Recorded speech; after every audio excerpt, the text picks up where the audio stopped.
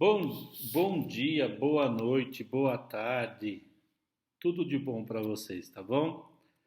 Que o Espírito Santo de amor, que fecundou o seio da Virgem Maria com o Verbo encarnado, também ilumine os nossos corações para que possamos aprender melhor, viver melhor e que a teologia fundamental nos ajude a sermos mais santos e mais servidores. Em nome do Pai, do Filho e do Espírito Santo. Amém. Ave Maria, cheia de graça, o Senhor é convosco. Bendita sois vós entre as mulheres, e bendito é o fruto do vosso ventre, Jesus. Santa Maria, Mãe de Deus, rogai por nós, pecadores, agora e na hora de nossa morte. Amém. Santo anjo do Senhor, meu zeloso e guardador, se a ti me confiou a piedade divina, sempre me rege, me guarde, me governe, me ilumine. Amém. Maria, sede da sabedoria, rogai por nós. Vocês me desculpem, estou um pouquinho cansado, é a asma próprio desse tempo que muda, mas eu estou muito feliz de estar aqui com vocês e vamos fazendo assim, um pouco de aula gravada, depois deixo um pequeno guia de estudo para vocês e assim vamos continuando o nosso curso de Teologia Fundamental. Hoje nós vamos começar o capítulo 5 do livro da Yuta, que é Razões para Crer. Eu vou fazer uma pequena introdução, que é colocar algumas questões que me parecem fundamentais e depois a gente vai estudando. Na introdução ela diz: a automanifestação de Deus é dirigida ao homem que é chamado a responder esse convite divino mediante a fé. Vocês se lembram que nós estudamos, nesta primeira parte do curso, os 4 primeiros capítulos, o que é teologia fundamental, o que ela estuda, e já seguidamente estudamos a revelação.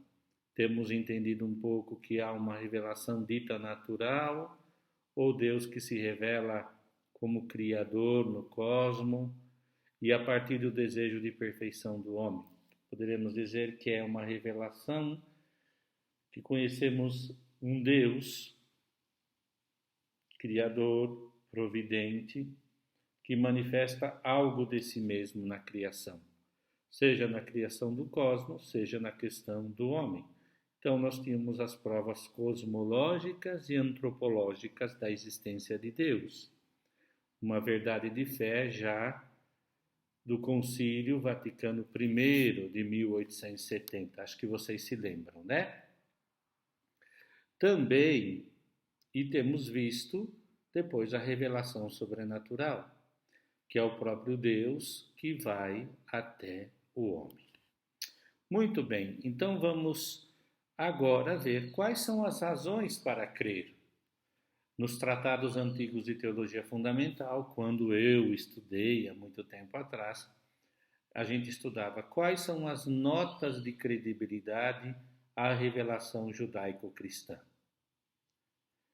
Judaico porque nós estudamos na última aula as grandes etapas da história, quando Deus forma um povo, né, até chegar à plenitude dos tempos em Jesus Cristo.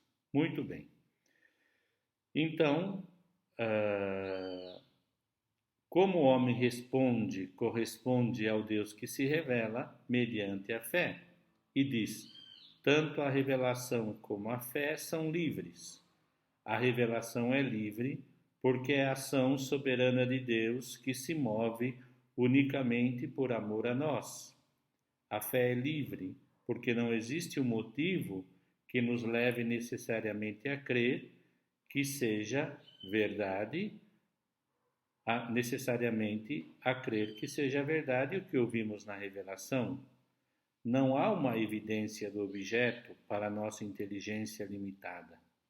Assim, cada homem tem de tomar uma decisão pessoal acerca de Deus.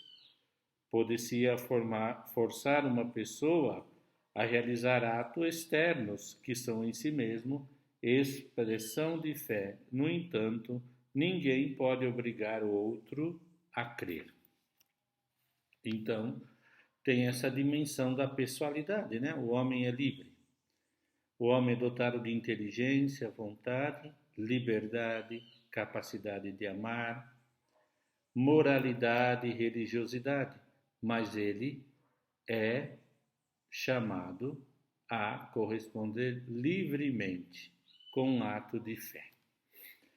Então, já na página 80, gostaria que vocês pudessem prestar um pouquinho atenção nisso, nós temos um tema que são os sinais e milagres.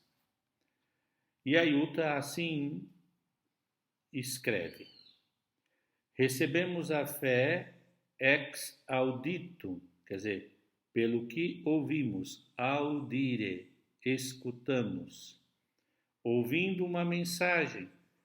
Mas isso não significa que tudo se assenta em mera audição.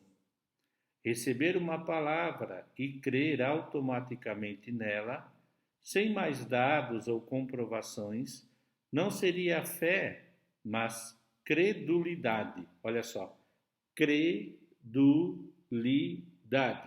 capacidade de crer, entrega cega e imprópria de uma pessoa madura, para poder crer do modo coerente, é preciso que, uma vez escutada a revelação, se conte com razões suficientes para identificar esta mensagem como proveniente de Deus. A fé não se reduz à razão, mas também não a destrói. Ambas se completam harmoniosamente. A revelação é digna de ser crida.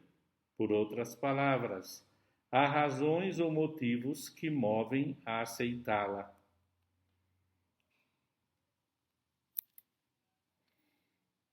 Esta propriedade da revelação é tradicionalmente designada com o termo credibilidade. Podemos perguntar-nos: por que a palavra de Deus no Antigo Testamento e a palavra de Jesus Cristo no Novo são dignas de ser acreditadas? Ambas são acompanhadas de obras realizadas por Deus, que cumprem a função de sinais da sua presença. Se não faço as obras do meu Pai, não acrediteis em mim, mas se as faço, crede nas obras, dirá Jesus em João 15, 24. As obras de que Jesus fala são fatos evidentes que estão ali, acessíveis a qualquer um, independentemente da sua disposição favorável ou contrária ao próprio Jesus. Estas obras testemunham a credibilidade da pregação de Jesus. Oferecem aos homens um ponto de apoio para crer. Fazem com que a fé não seja um puro salto no vazio, fruto de uma mera decisão da vontade, mas algo que se faz contando com o fundamento na realidade e no próprio modo de conhecer. Então, a fé não é um salto no escuro. A fé não é só crer. Crer em algo que é digno de crédito. A diferença entre credulidade e credibilidade. Depois vou deixar aí uma perguntinha de guia de estudo, tá bom? Os sinais do Antigo Testamento. No Antigo Testamento, o itinerário do povo israelita para a fé está marcada sobretudo por duas razões ou por motivo para crer: os grandes gestos salvíficos realizados por Yahvé é a palavra dos profetas. Esses gestos e palavras não dão a fé, mas sim os sinais de credibilidade. Os termos com que se descrevem os grandes gestos salvíficos indicam obras divinas ao estilo da criação. Estas obras são sinais, no sentido de que dão a conhecer, em primeiro lugar, que é Deus quem atua. Assim sucede com as 10 pragas que vêm como castigo sobre os egípcios e com a libertação dos israelitas da escravidão. Mediante esses acontecimentos, desvela-se que Yahvé intervém no destino do seu povo. As obras têm a sua marca, o seu sinal, e movem o povo a confiar nele. Noutra ordem, os sinais formam também parte do modo concreto como se estabelece a aliança de Deus com os homens. Nesse contexto, podemos recordar, por exemplo, o arco-íris, a circuncisão ou o sábado. Pode indicar, além disso, a proteção de Deus sobre uma determinada pessoa, ou servir como meio para exprimir e confirmar são ou legitimação. São frequentemente acompanhados de ações extraordinárias que chamamos de milagres. Então, aqui, a palavra de Deus enviada ao povo no Antigo Testamento são comprovadas por ações extraordinárias que chamamos de milagres. Na Bíblia, estabelecer a distinção entre sinais e milagres nem sempre é fácil. No Antigo Testamento, os sinais referem-se normalmente àquilo a que chamamos milagres, embora nem todos os signos se possam considerar extraordinários. Os milagres são sinais do poder misericordioso de Deus. Dão a conhecer a salvação que só Ele pode realizar, através de gestos que anunciam e são já um início dessa salvação. Mas viver a fé em Yahvé é por vezes árduo. Os hebreus deveriam ir contra a corrente. Não podiam imitar alguns costumes dos povos circundantes e, sobretudo, não podiam ceder à idolatria.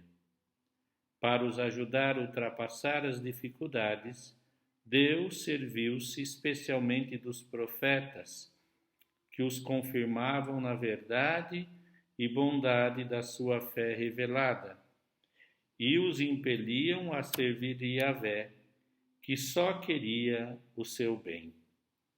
Os profetas falavam no lugar de Deus, anunciavam as promessas divinas que teriam lugar mais tarde. Assim, orientavam a condução dos seus contemporâneos e conduziam o povo a uma fé mais profunda e completa. Aqui nós temos então o que são os sinais e milagres. Eu gosto de, quando penso na palavra milagre na Sagrada Escritura, eu gosto de entender milagre como tendo como sinônimo dois textos, duas palavras em latim, mirabile Dei, ou traduzindo,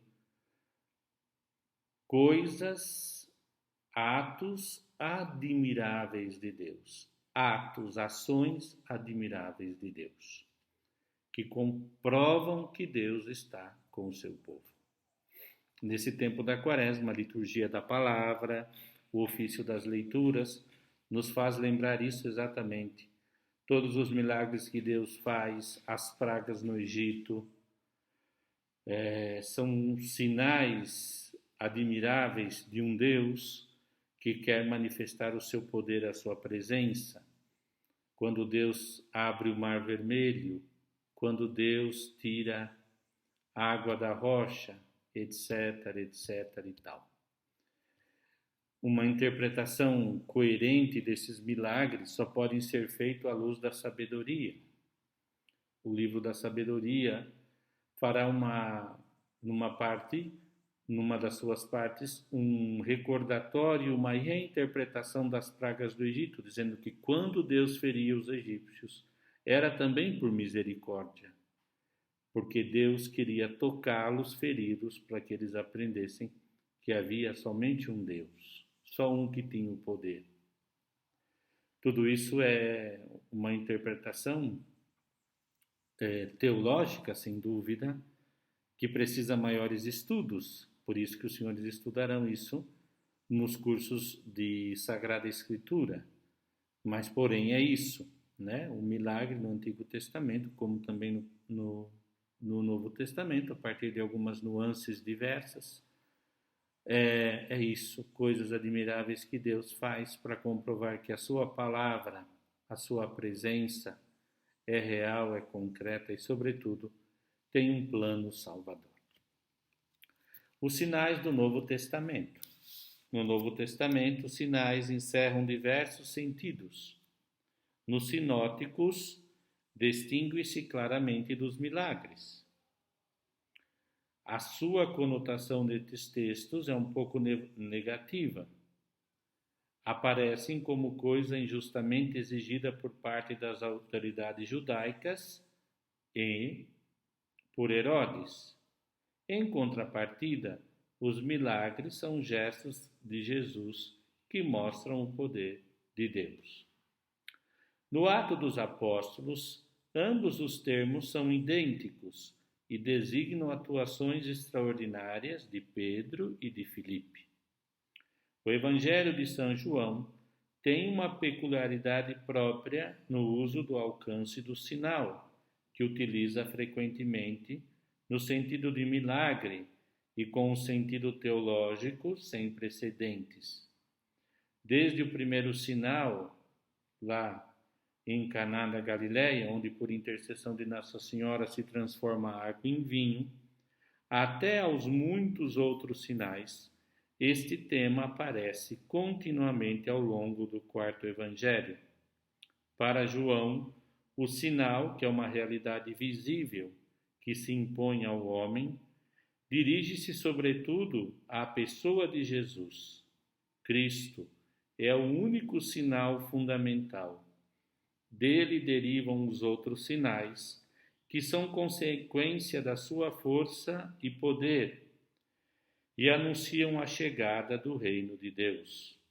Nos sinais ou milagres de Jesus, verifica-se o cumprimento de promessas dos profetas.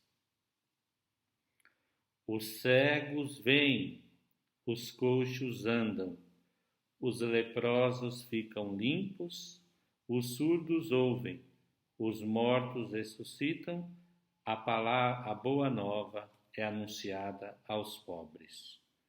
Jesus realiza os milagres precisamente porque nele atua Deus, a multiplicação dos pães, a cura do cego da nascença, a ressurreição de Lázaro, estão muito unidos ao que diz sobre si mesmo. Esta mensagem afirma que Jesus é o alimento, é a luz, é a vida. Os sinais e milagres aparecem na Sagrada Escritura referidos a Cristo. Estes foram escritos para crerdes que Jesus é o Messias, o Filho de Deus.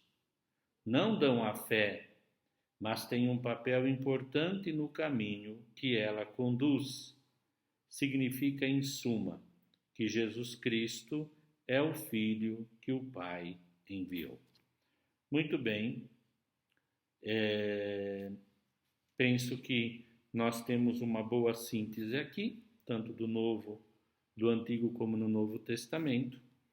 E agora aqui me parece muito importante, antes de finalizarmos essa pequena aula, de a gente estudar um pouquinho sobre Jesus Cristo. Não, perdão, a credibilidade segundo o magistério da Igreja. O que a Igreja entende por isso? A credibilidade da revelação foi objeto do magistério da Igreja, principalmente nos 2 últimos concílios ecumênicos.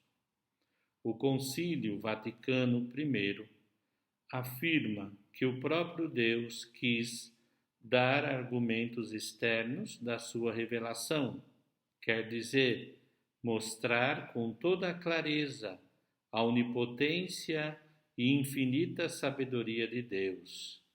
São sinais certíssimos da revelação divina, acomodados à inteligência de todos.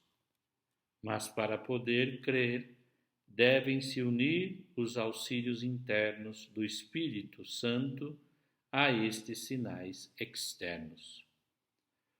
O Concílio Vaticano II não emprega o termo credibilidade, mas o que esse termo significa?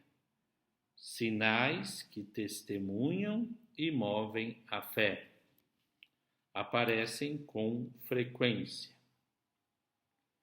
Nesse contexto, o concílio alude repetidamente a um sinal de extrema importância, que é o testemunho de todos os cristãos. Todos na Igreja, sacerdotes, religiosos e leigos, estão chamados a ser testemunhas de Deus. Mas os cristãos só podem transmitir autenticamente a fé se estiverem unidos a Jesus Cristo, que é o sinal fundamental da revelação. O que importa é a realidade de Cristo em todas as suas manifestações. Ele mesmo, com suas palavras e obras, sinais, milagres, confirma com o testemunho divino que Deus está sempre conosco. A posição que o Concílio Vaticano II atribui aos sinais tem em conta o homem concreto que encontra Cristo e se torna capaz de descobrir nele o próprio Deus que o convida a uma resposta pessoal. O sinal não é uma manifestação material isolada, não é alguma coisa, mas sim alguém, é a própria pessoa. Então, vamos resumir. O Concílio Vaticano II diz que credibilidade são sinais que testemunham e movem a fé. Os milagres físicos, né? E são muito importantes, chamam a fé. Mas aqui fala, que o concílio fala, no número 20 da Lumen Gentium 15, que os cristãos são signum Christi, sinal de Cristo. Muitos, eu resumo assim de tudo que sintetizo, que é muito importante o milagre físico, mas o mais importante é o milagre moral, de uma vida santa. E o que é uma vida santa? Uma vida unida a Cristo. Uma vida em Cristo Jesus, nosso Redentor. Olha só, nesse sentido, quando a gente fala das notas de credibilidade, nós vamos estudar primeiro Jesus Cristo como sinal primordial de credibilidade, depois a Igreja, os cristãos e etc. Então, nesse primeiro momento, nessa primeira parte da nossa aula, eu gostaria de deixar esse elemento. Temos dado 25 minutos de aula, né? Que vocês pudessem sintetizar e fazer um pequeno esquema de estudo, né? Aqui. O que é nota de credibilidade e não de credulidade? O que são os milagres? Como a igreja entende credibilidade? Todas as formas, depois eu vou deixar por escrito, tá? Continuem trabalhando naquelas perguntas, vão respondendo, vão me entregando e a gente vai trabalhando. Por favor, eu peço que vocês entendam que eu estou aqui para vos servir, com todo o meu amor e carinho. Ad Jesum per Maria, a Jesus por Maria, paz e bem.